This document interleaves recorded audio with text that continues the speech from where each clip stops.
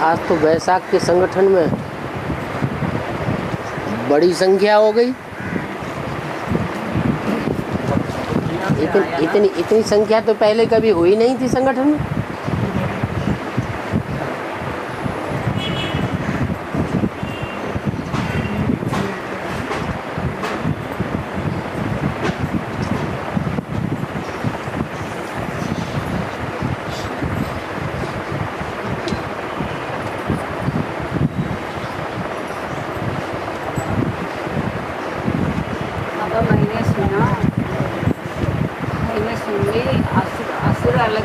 राक्षसों अलग दोनों की बात है। असुर अलग राक्षस अलग है। हाँ, चेहरे तैयार हो रहे हैं। असुरों के भी चेहरे तैयार हो रहे हैं और देवताओं के भी चेहरे तैयार हो रहे हैं।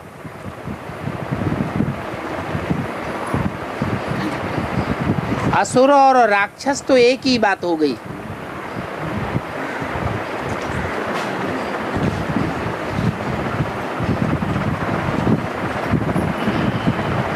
राक्षस दैत्यों को कहा जाता है। दिति की औलाद दैत्य कहे जाते हैं।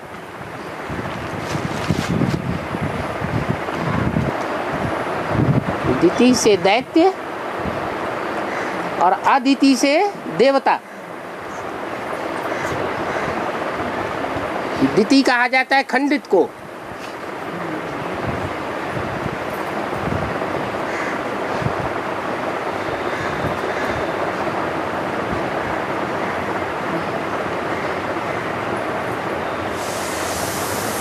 क्या खंडित होता है उनका?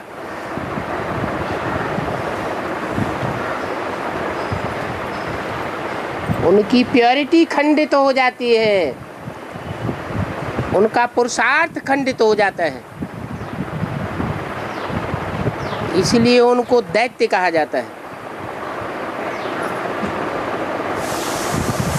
आदिति की प्योरिटी अक्षुण्ण बनी रहती है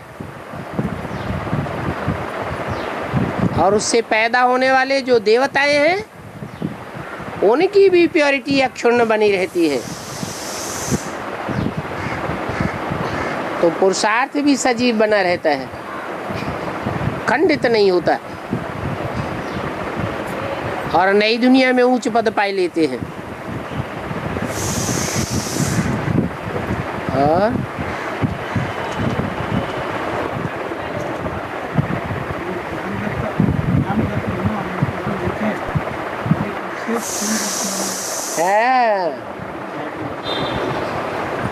जो विश्व का मालिक बनने वाला होता है या जो भी नंबरवार विश्व के मालिक बनने वाले होंगे वो पहले फुल बैगर बनते हैं ईश्वरीय सेवा में,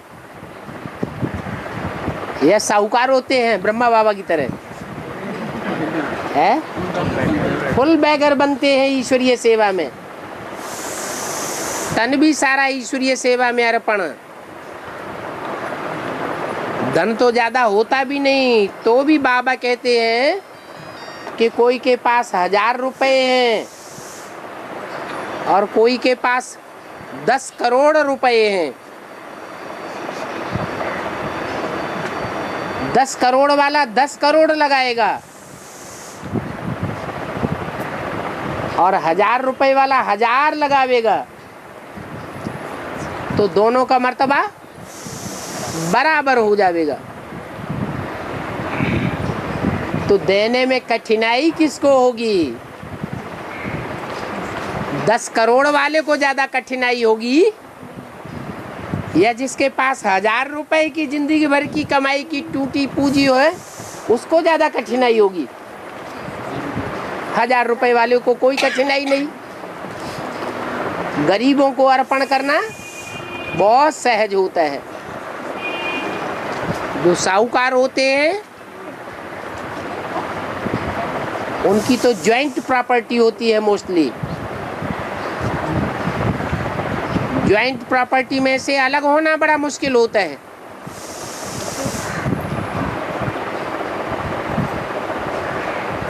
तो बताया कि बाप तो गरीब निवाज है, गरीबों को आकर के विश्व की बादशाही देते हैं।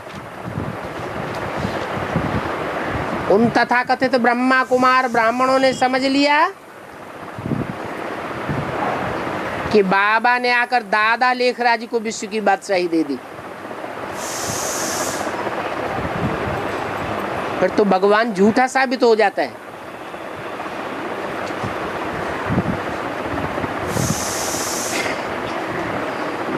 Full beggar to full prince गाया हुआ है।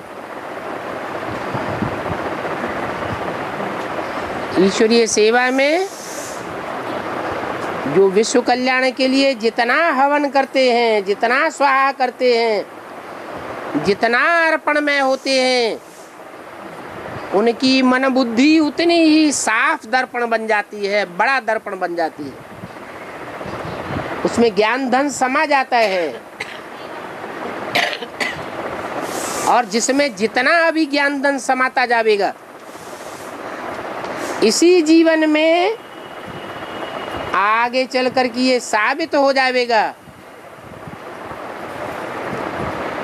कि दुनिया वाले कारखाने वालों की, बड़े बड़े धंधे धोरी करने वालों की, बड़े बड़े ऑफिसरों की, बड़े बड़े मिनिस्टरों की उतनी महिमा नहीं करेंगे, आईजान नहीं करेंगे जितना ज्ञान रतन वालों की आईजान करेंगे।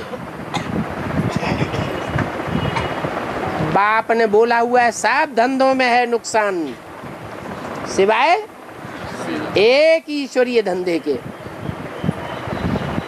अभी ये प्रश्न पैदा होता है कि ये ज्ञान धन स्थूल रतन कैसे बन जाएंगे। लेकिन थोड़े ही समय के अंदर ऐसा टाइम आने वाला है कि ये प्रश्न ही नहीं रह जाएगा कि ज्ञान धन लेने वाले कैसे दुनिया के बड़े से बड़े साहूकार बन जाने वाले।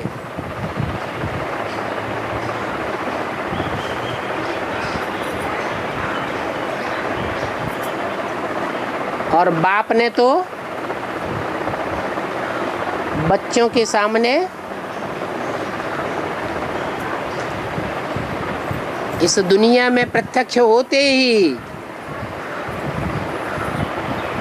5 ईयर प्लान रख दिया।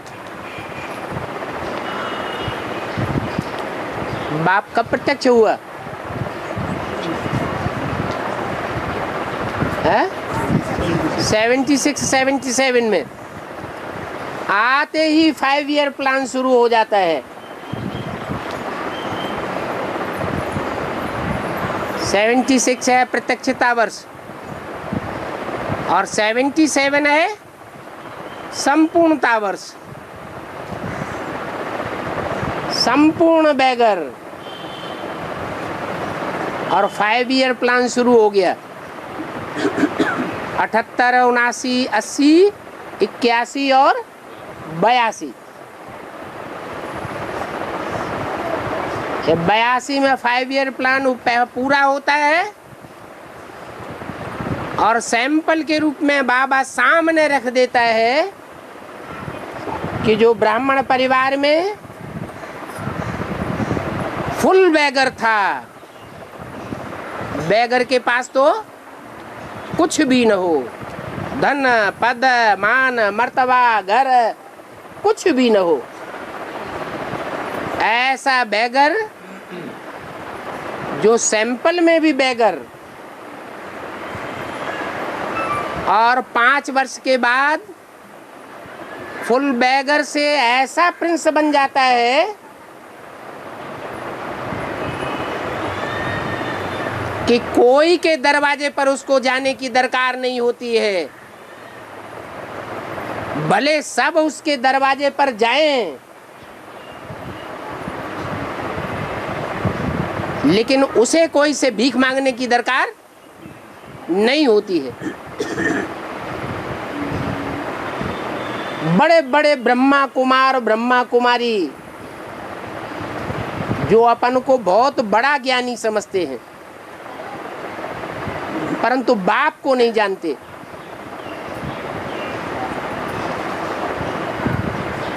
वो भी दुनिया के सामने हाथ फैलाते हुए देखे जाते हैं।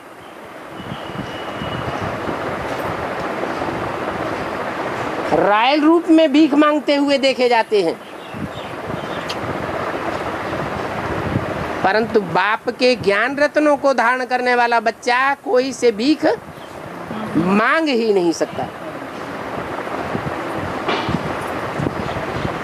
तो सैंपल सामने होते हुए भी ये प्रश्न पैदा हो जाता है कि ये ज्ञान रतन स्थूल रतन कैसे बन जावेंगे।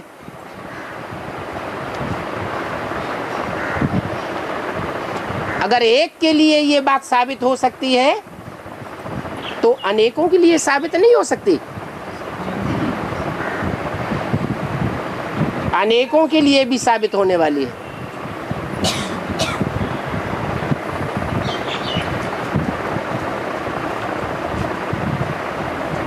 बाप के जीवन में जो घटनाएं आती हैं, जो समस्याएं आती हैं, वो सारी समस्याएं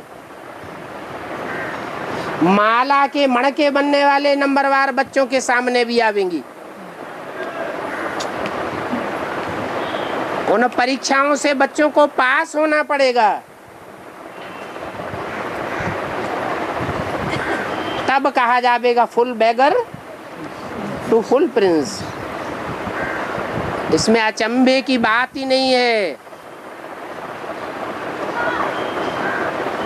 कि ये ईश्वरीय ज्ञान रतन स्थूल रतन कैसे बन जाएंगे। और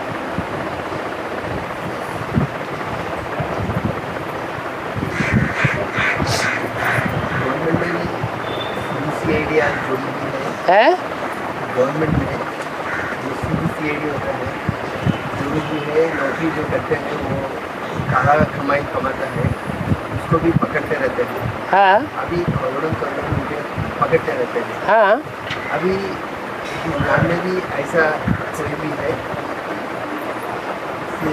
कंपेरिजन करते हैं तो हाँ, कमाई यहाँ जो ज्ञान रतन है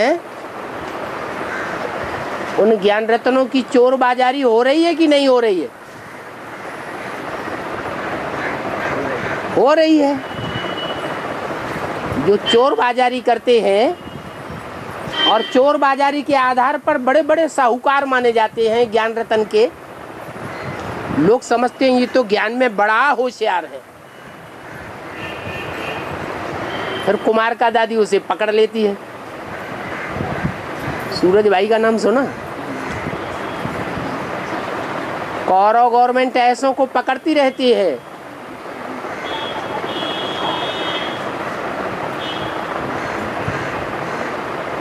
तो सारा लिटरेचर और सारी BCDs तो जब्त कर ली गई। फिर आज की दुनिया में ऐसे भी हैं, जैसे UTI में विस्फोट हुआ था,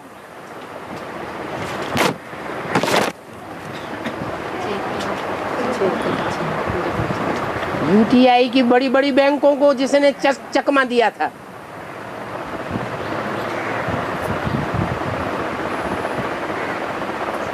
वो पकड़ा गया कि नहीं? UTI फेल हुई या नहीं?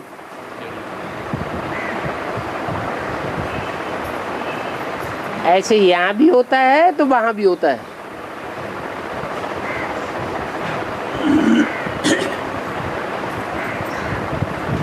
और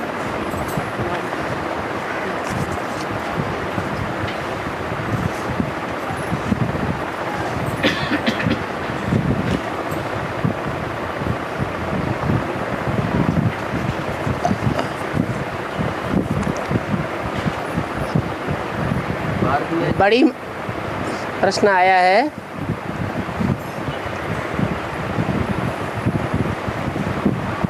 यज्ञ के आदि में 2 माताएं थी, बड़ी माँ और छोटी माँ। बड़ी माँ को जगदम्बा कहा जाता है, सारे जगत की अम्बा, जगत अम्बा। और छोटी माँ को भारत माता कहा जाता है।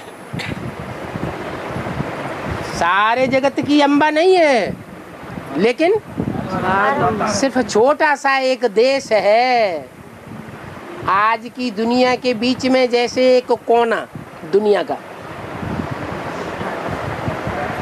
उस भारत की माता, भारत की अम्बा। तो प्रश्न ये है कि दोनों माताओं के बीच में कौन सी माता थी जो मम्मा बाबा को डायरेक्शन देती थी?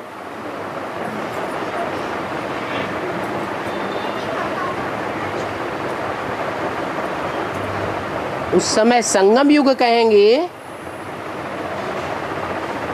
पुरुषोत्तम संगम युग कहेंगे, या कलयुग कहेंगे, मृत्युलोक कहेंगे, या अमरलोक कहेंगे? उस समय कौन सा युग चल रहा था? अरे कलयुग ही चल रहा था, मृत्युलोक ही चल रहा था। मृत्युलोक कहें, कलयुग कहें, कलयुग में जो गाल बजाना ज्यादा जानते हैं,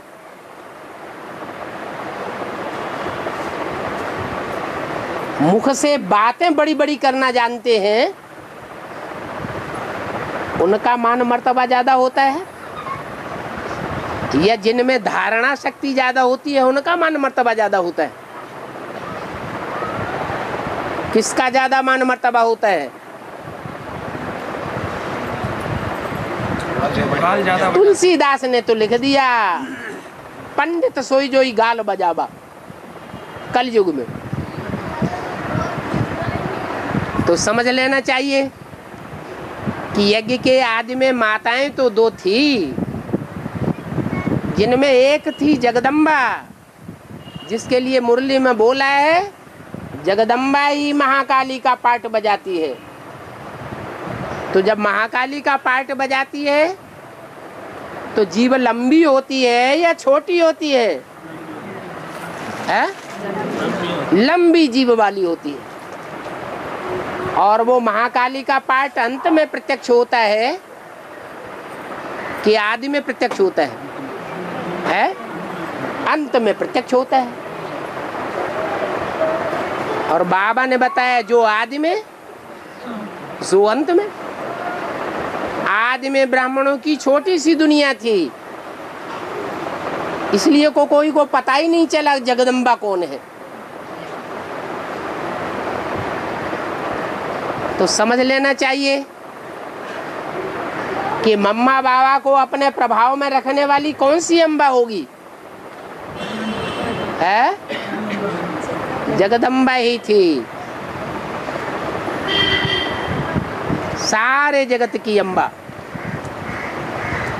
तो ब्रह्मा की भी अम्बा हुई कि नहीं हुई? है ब्रह्मा की भी अम्बा थी।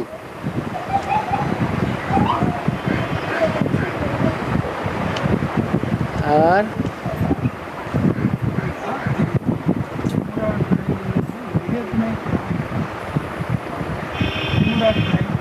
बड़मूला ट्रायंगल में हद में क्या है? है जो भी शिप जाता है और एरोप्लेन जाता है उसमें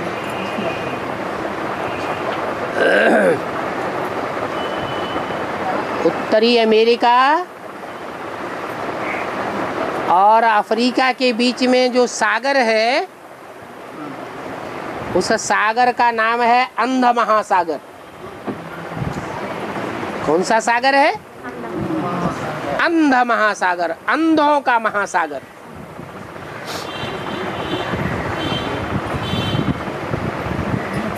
और ब्राह्मणों की दुनिया में अंधे धृतराष्ट्र का पार्ट कौन सा है?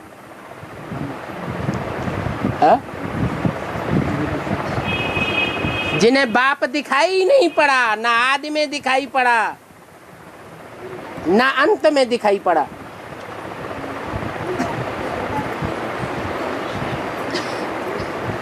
बाबा मुरली में बोलते रहे, अंधे की औलाद अंधे। जो बाप को जानते ही नहीं, गुप्त पार्ट बजाने वाले महारथी पांडवों को पहचानते ही नहीं। वो अंधा महासागर में अमेरिका के नजदीक, उत्तरी अमेरिका के नजदीक एक सागर का एक ऐसा हिस्सा है जहां ऊपर से जो भी जहाज जाते हैं, एरोप्लेन हो चाहे पानी के जहाज हो, पनडुब्बियां हो, वो सब अंध महासागर में समा जाती है।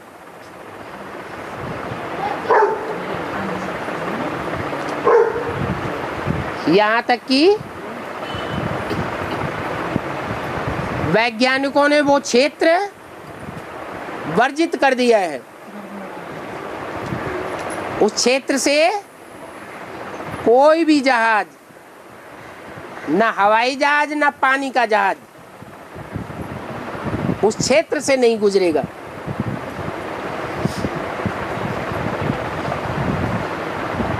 इससे साबित हो गया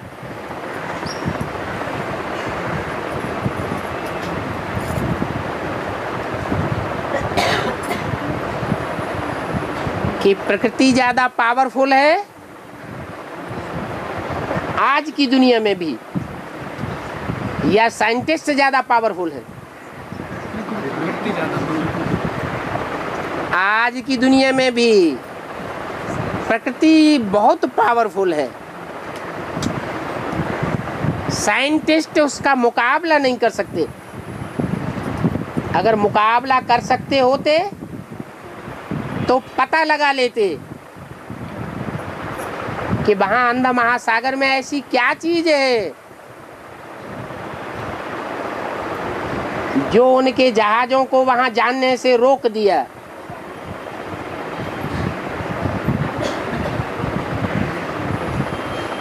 वो भूत प्रेतों का बड़ा अड्डा है।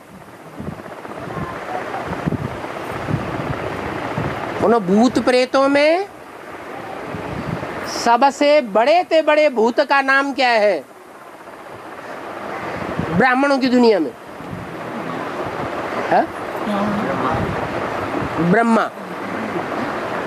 कहते हैं ब्रह्म राक्षस।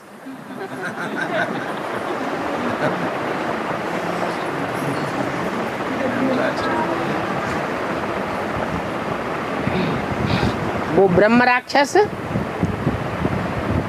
जब एडवांस ज्ञान में आ जाता है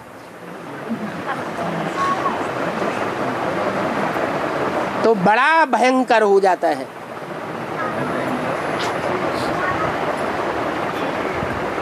एडवांस ज्ञान में आने के बाद उसका ट्रायंगल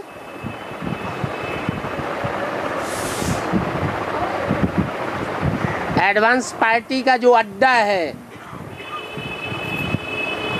जहां से एडवांस ज्ञान निकला है, एडवांस ज्ञान जहां से विस्तार को पाता है, कौन सा स्थान है?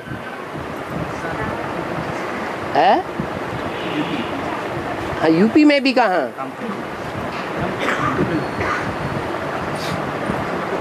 वो कामपेल्ले नगर बेहद की दुनिया का बड़ा मूला ट्रायंगल है। बेसिक ब्राह्मणों की दुनिया के बड़े बड़े साइंटिस्ट जो बिंदी की याद में बड़े तीखे हैं, बैठ जाएंगे।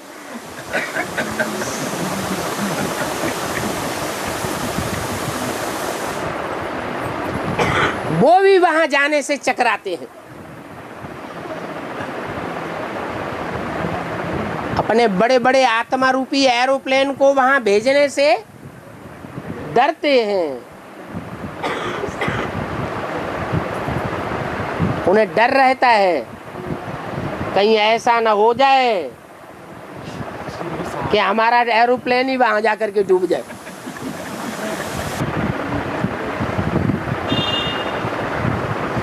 बाबा, हाँ, भारत में फिर से कांग्रेस गवर्नमेंट का राज्य है, इसका भेद कर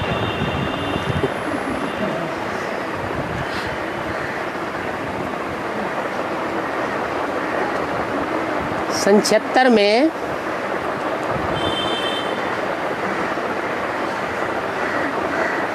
सन 76 से पहले भी कांग्रेस का राज्य था। 76 में इमरजेंसी लगी। जब इमरजेंसी लगी हुई थी उस समय कांग्रेस का राज्य पलटने की बारी थी।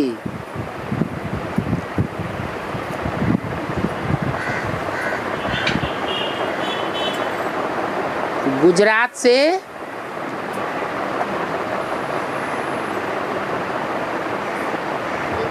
जनता पार्टी का जो फाउंडेशन डालने वाला कहा जाए, जयप्रकाश नारायण,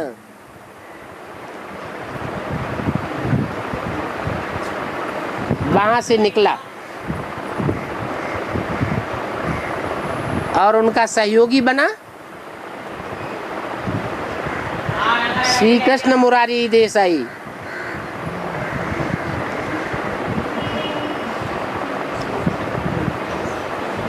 ब्राह्मणों की दुनिया में भी वही दोनों आत्माएं जनता पार्टी की शुरुआत करने वाली बनी। उसे जनता पार्टी कहे या अज्ञानता पार्टी कहें या एडवांस पार्टी कहें, क्या कहें? जो बाप को जानता सोई जनता पार्टी।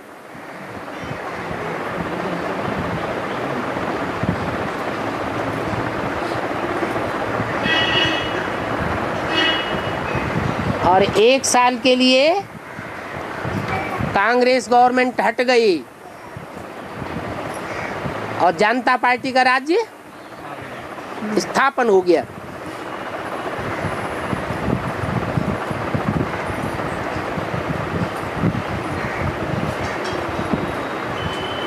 अभी सारे भारतवर्ष में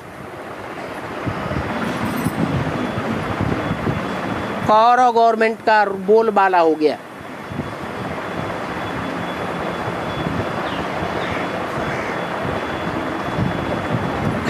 और जनता पार्टी जैसे कि क्या हो गई है, जैसे कि ना के बराबर।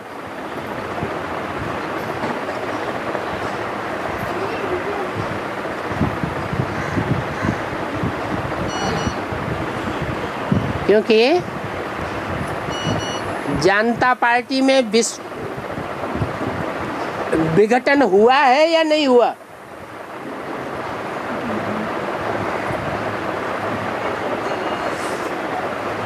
अच्छा, एडवांस पार्टी में विघटन हुआ है या नहीं हुआ? एडवांस पार्टी में ढेर की ढेर शाखाएं निकल गईं, जो विष्णु पार्टी के नाम से भारतवर्ष में विख्यात हो गई। और जनता पार्टी में से भी ढेर के ढेर निकल गए संगठन, तो जनता पार्टी बिखर गई।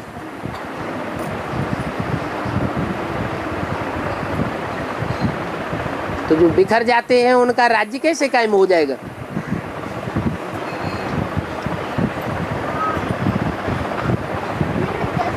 कांग्रेस का राज्य कायम हो गया।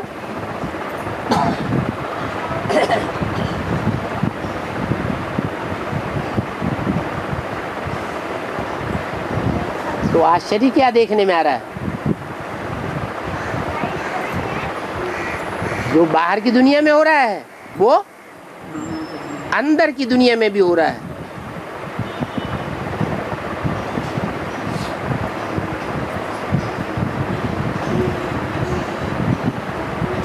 और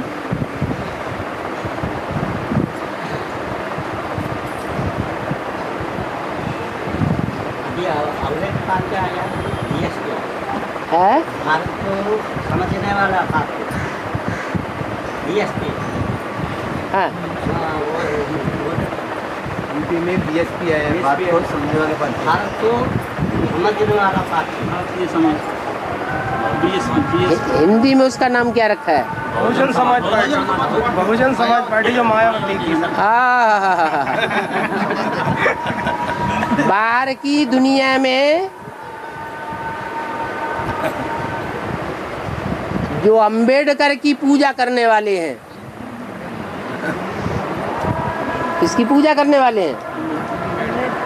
अंबेडकर की पूजा करने वाले हैं। उनका नाम पड़ा है बहुजन समाजवादी पार्टी, बसपा। और उनकी मुखिया है मायावती। ऐसे ही ब्राह्मणों की दुनिया में भी अम्बा ऐड कर, क्या अम्बा को गवर्नमेंट में ऐड करो। अम्बा का राज्य चाहिए।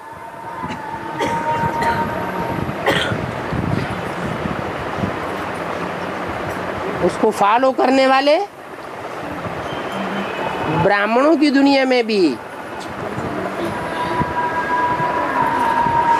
माया वाली, बती माने वाली,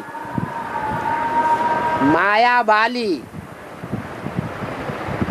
मायावती माना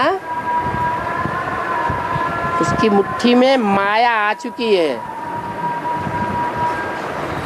इसकी मुट्ठी में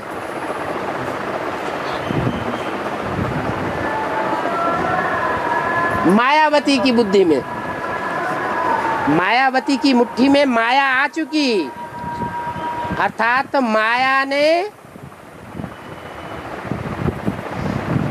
उस अम्बा से हाथ मिला लिया। अव्यक्तवाणी में आया था क्या? माया ने प्रकृति से हाथ मिला लिया। और वो कहाँ की रहने वाली है? मायावती यूपी की है। तो बेहद की ब्राह्मणों की दुनिया में भी मायावती कहाँ की है? यूपी की है।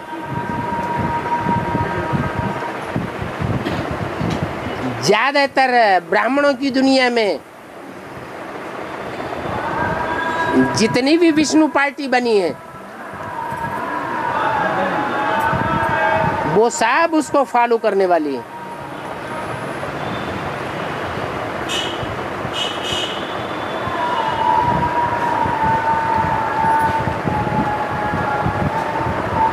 और दुनिया में ऊंचा को भी देखिए, यूपी से ही निकला है। दुनिया में ऊंचा को भी देखना चाहते तो यूपी से निकला। ऊंचा, ऊंचा से ऊंचा, हाँ जी। जो नीचा से नीचा देखना भी है तो यूपी से निकला। ऊंचे से ऊंचा माने नेहरू जी, जो भी ऊंचा से नीचा देखिए। जो आज की स्वतंत्र भारत में ऊंचे से ऊंचा कौन हुआ? नेहरू जी ने जितना लंबे समय तक राज्य किया, इतना लंबे समय तक शांतिपूर्वक राज्य कोई प्रधानमंत्री ने नहीं किया। तो ऊंचे से ऊंचा हुआ नेहरू जी। और अभी तो पार्ट चल रहा है, अभी नीचे से नीचा तो निकलने वाला है। जो तब प्रत्यक्ष होगा, जैसे ब्राह्मणों की बेसिक दुनिया में डूबी जा। जो नीच पार्ट बजाने वाले हैं उनकी शूटिंग हो गई, पांव दबा करके दबो देते हैं, इतने नीचे हैं। ऐसे नीच पार्ट बजाने वाले हैं। जब ब्राह्मणों की बेसिक दुनिया में भी ऐसा पार्ट चलता है कि जो नीच पार्ट बजाने वाले हैं उनकी डूबी जा हो जाती है, और ऊंच पार्ट बजाने वाला बुद्धियों में प्रत्यक्ष हो जाता है, एडवांस वालों की बुद्धियों में। ऐसे ही अंत में भी होगा। क्या है? अंत में तब होगा जिसके लिए मुरली में बोला है, तुम्हारे सेंटर्स लाखों की तादाद में खुल जाएंगे और करोड़ों की तादाद में मुरलियां छपने लग पड़ेंगी। अभी बेसिक ब्राह्मणों की दुनिया में तो ऐसा नहीं हो रहा है। हो रहा है? लाखों की तादाद मुरलियां छपने लग पड़े? नहीं। करोड़ों की तादाद में भी नहीं छपने लग पड़ी, न लाखों की तादाद में। लाखों की तादाद में सेंटर्स भी नहीं बने अभी, लेकिन लाखों की तादाद में सेंटर्स हो जाएंगे। करोड़ों की तादाद में मुरलियां छपने लग पड़ेंगी और उनकी कंट्रोलिंग राज करेगा खालसा। कौन से धर्म में खालसा माने जाते हैं? जो सिख धर्मों की बीज रूप आत्मा है, उसके हाथ में सारा राज्य आ जाएगा।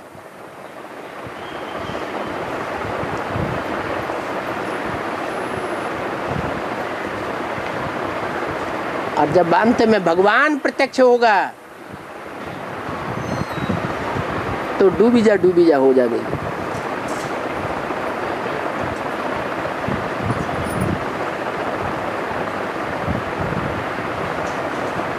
अभी माउंट आबू में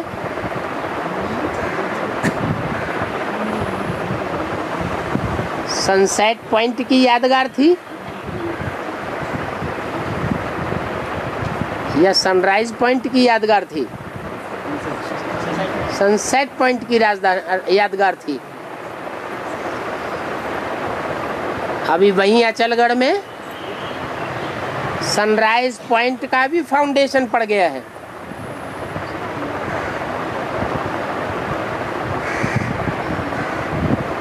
अंत में वो सूर्य सारे संसार में उदय होगा। जिस समय उदय होगा, सूर्य उदय होता है तो सूर्य पहले निकलता है या लाल लाल जीभ लपलपाती हुई महाकाली पहले निकलती है? लालिमा पहले निकलती है। वो सारी दुनिया में उस लालिमा का राज्य हो जाएगा। पर जब सूर्य उदय होगा, बाहर आएगा, तो लालिमा की भी डूबी जा हो जाएगी। झूठ की दुनिया का अंत और सत्य की प्रत्यक्षता हो जाएगी। और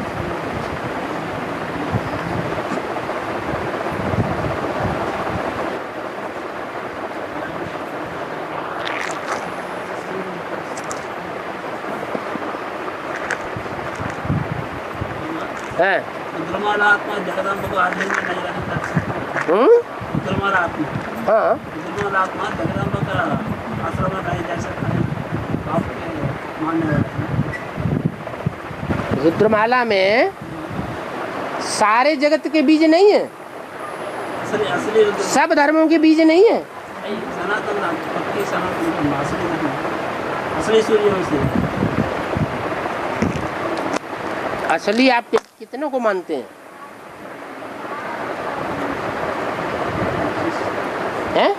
नौ धर्म में आप असली 108 की जो रुद्रमाला है, राजाओं की माला, उसमें आप असली कितनों को मानते हैं? 25 को 25 है? असली सूर्यवंशी 12 सूर्यवंशी तो उसमें 12 ही हैं। 12 हैं चंद्रवंशी, 12 हैं इस्लामवंशी, 12 और वंशी। सवा तो सूर्यवंशी, सवा तो चंद्रवंशी है ना। माला की बात हो रही है, प्रजा की बात नहीं हो रही है।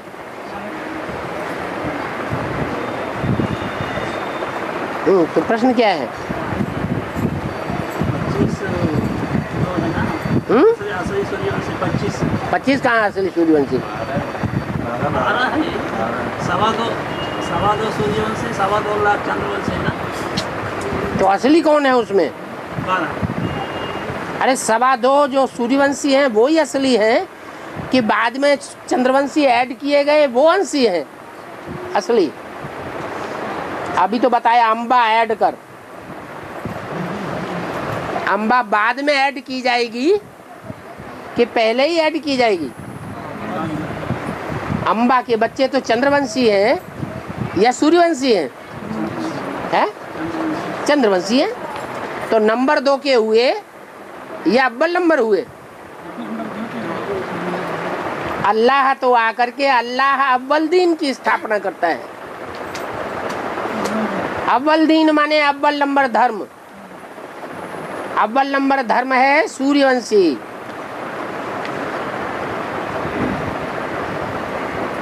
हाँ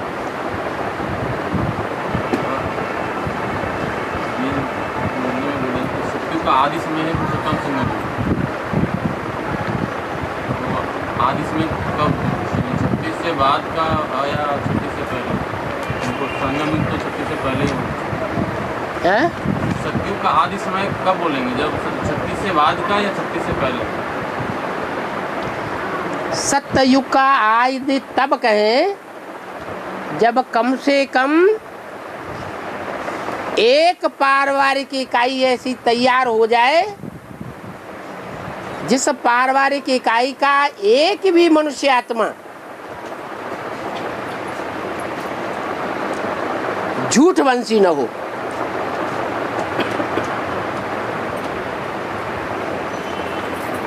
सच्ची हो, पक्की सूर्यवंशी हो।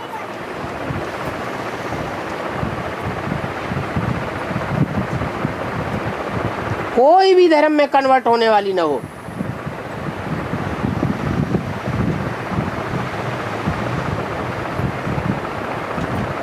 किसी और को बाप बनाने वाली ना हो।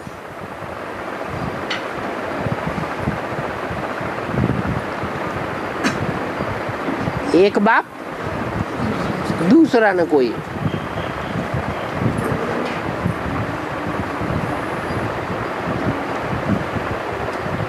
अभी तो बाप की घोषणा है, एक बाप की ही घोषणा है ना।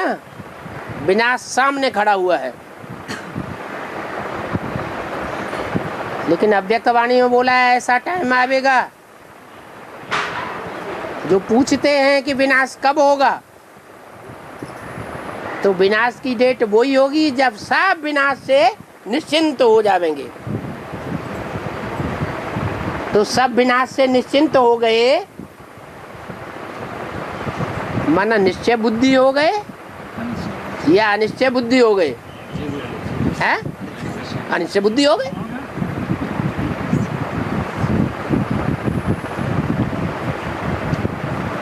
आठ का ही परिवार बचेगा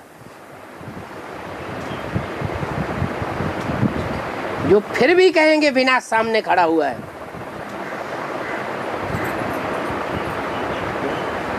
जिनके सामने विनाश दिखाई पड़ेगा वो याद में ढोल मजीरा बजा के नहीं बैठेंगे,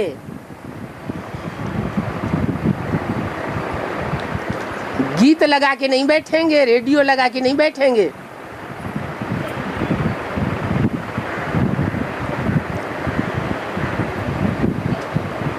नए नए गीतों की धुनें लगा के गीत याद में नहीं बैठेंगे।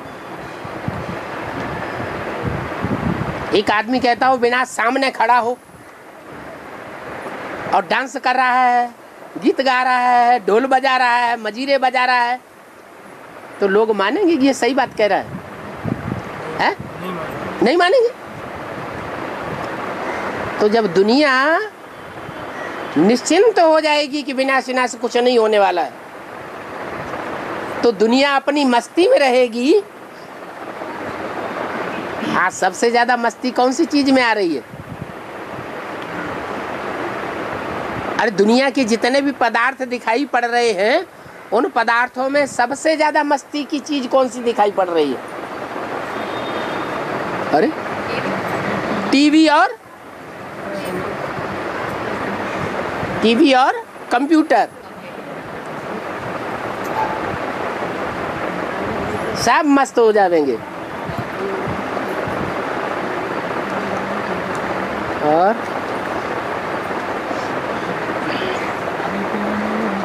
है खाने पीने में भी ऐसा है ना। है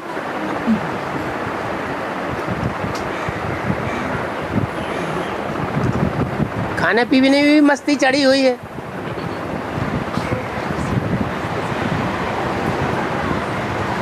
सही बात है।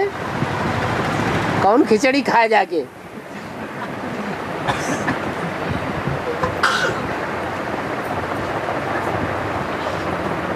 इससे तो अपने घर में रहना अच्छा, बढ़िया बढ़िया माल बना के खाते रहो।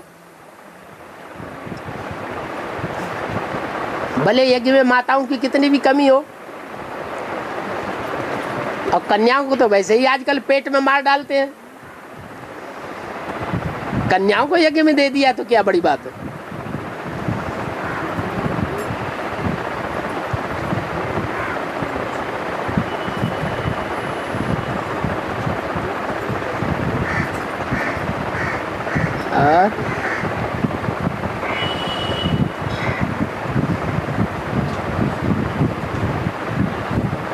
कोई कुछ नहीं खाते तो उसको खाने का नशा रहता है। कोई कुछ नहीं खाते तो कोई आदमी को कुछ नहीं मिला, कुछ सामने कुछ कोई भी ऐसा माल मिल गया तो उसको नशा चढ़ जाएगा। ये सब कुछ पैसा क्या करना है, ये करना है, वो करना है, बुद्धि घूमते रहेगा। उसके बाद कुछ ना कुछ ऐसा चलते रहते हैं, उसको खाने की इतना नशा नहीं चढ़ता। बीच में आता है ना, उसको ही नशा चढ़ता है। और खाने का जो भी घूमने का ये सब कुछ बीच में चलता है ना, पैसा आता है ना, पैसा मिलता है। अभी दुनिया वालों को अभी IT कंपनी आती है, उस समय पहले किसी बात पैसा नहीं मिलते थे। अभी 25,000 30,000 तनख्वाह मिलते थे। उस समय उसका बुद्धि घूम जाते थे। एक ही महीने में 30,000 खत्म करना है, कैसा भी हो, कैसा हालत में हो, ऐसा दुनिया बन गया इंसान। हाँ जी।